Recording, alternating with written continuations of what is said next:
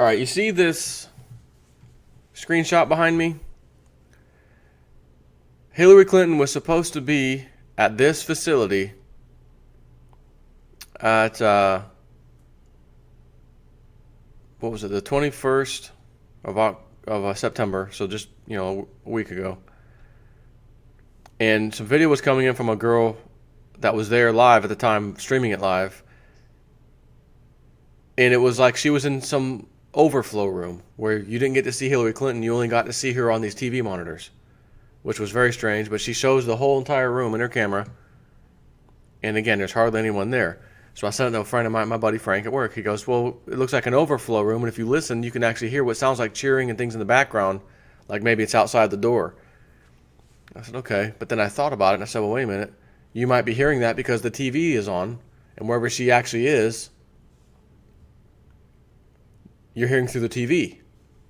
So the question is, where exactly is this overflow little room, and where was she speaking? So I look up. This was a few days ago, I actually looked this up. Where was she at? She was at the Frontline Outreach Center in Orlando, Florida. This is kind of like think of like a Boys and Girls Club or like a little small facility like that. You can see you got your basketball court. There's a swimming pool in the very, very top of this picture, the blue with the lines, little swimming lanes, for laps or whatever. But look at the cars parked there. This picture isn't from the day, by the way. This picture is simply a Google Earth view. And it's called the Frontline Outreach Center. I could not find a maximum capacity of that building. I looked for it first. So I said, well, what's the next best thing I can do? Well, let me look at Google Earth in the surrounding area. In the front of that building, I counted approximately 25 parking spaces max. Now, you will also know when Hillary Clinton is going somewhere to give a speech or a campaign trail, whatever it is, not necessarily a speech, but right now the campaign trail, whether it's a fundraiser or just simply the campaign trail, you must RSVP. You must let them know, I'm coming, here's my name, information, I'll be there, again, RSVP. Which would mean what? They know exactly how many people are going to be showing up. And if Donald Trump is selling out stadiums and you have maybe 300 to 400 people at best, you're not going to rent a stadium because that's just going to make you look even worse when someone stands around and films it by chance and there's massive amounts of empty seats. You're going to question, why would you even host it here if there's only a few hundred people? Which is why they don't host them at stadiums for the Clinton campaign. They host them at little gymnasiums and whatnot. Right before this one, it was when one of the Carolinas, I think. Millennial Millie is her name. She works with Alex Jones and InfoWars. She was out there on the ground trying to get in. No, we can't have it.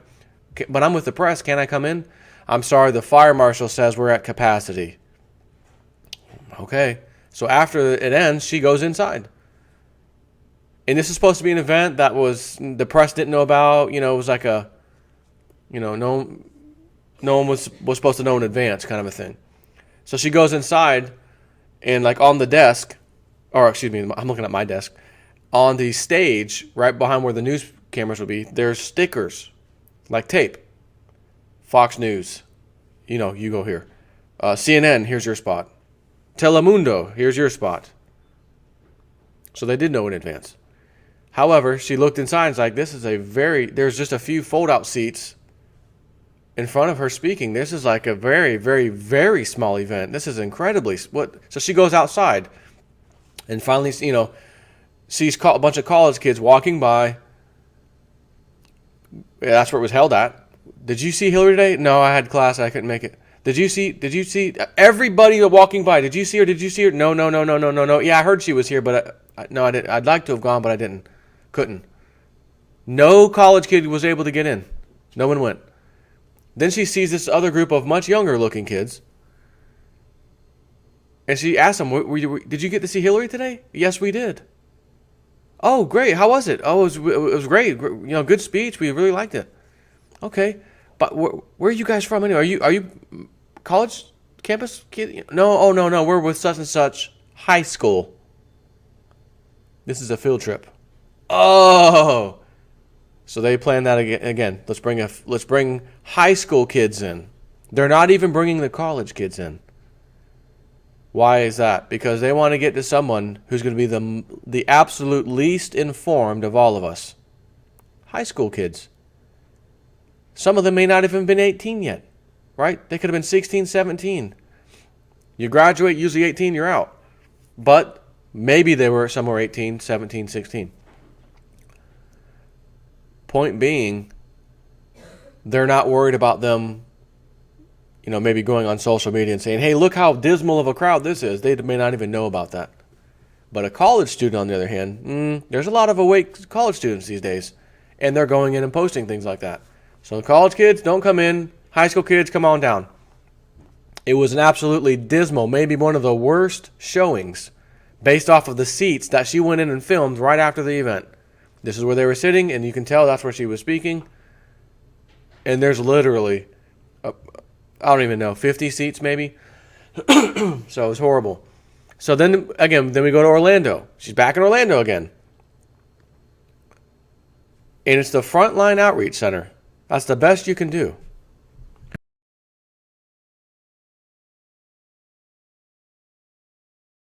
I decided to Google Earth. Let's take a look. I thought it was strange that there's these TVs showing Hillary, but the people aren't watching Hillary. Like in front of them, they're watching it through a screening, through a feed. But then they show the one girl that's got, she's some form of, disability in the red dress, and she's there, and Hillary's next to her and all that. I don't know where that was. That here? Was it supposed to be here? Was that? I don't know what the hell's going on. But there's some strange stuff. So I'm listening to Clif a few days ago, Webbot dude. He's talking about the data in his reports. He's following as close as he can to the immediacy data of what this is looking like coming up. And he made some comments about, Monday's the debate and, whatever. Well, he just released another video yesterday, so Saturday, which today's Monday, I apologize, so that's 2 days ago. And the debate's supposed to be for later Monday, or as you're watching this video today. And he's saying he's like scrambling to get this immediacy data. What's it showing? And he says, in previous Webbot reports, or not even necessarily the reports, just him looking at studying the data when it's an election year and there's debates. He says he's used to seeing the same type of data, the same type of stuff. He says, but this time, it's a bit different. The data, or lack thereof, is suggesting that we might not have a debate. So he's saying we're having a debate, what do you call it, a debate of a non-debate or something like that. And I can only, reinterpret what he's saying, if I will, as either he's spot on, debate gets canceled, old Hillary can't afford to stand up for 90 minutes straight and not sit down and not hack and need her medical handler next to her. So either that takes place, as he says, and he doesn't say for sure. He's saying I'm suggesting based off the data. I'm interpreting it. People hold him to a fire, I think, a little too close sometimes. He's using a software tool that he wrote. It's as good as it is. And if he gets one little thing wrong, settle down. I've given you numerous update videos that this guy, his Webbot, has nailed some things. Okay, so give him a little bit of slack. But he's suggesting the debates just don't even happen. For some reason or another, they just don't happen.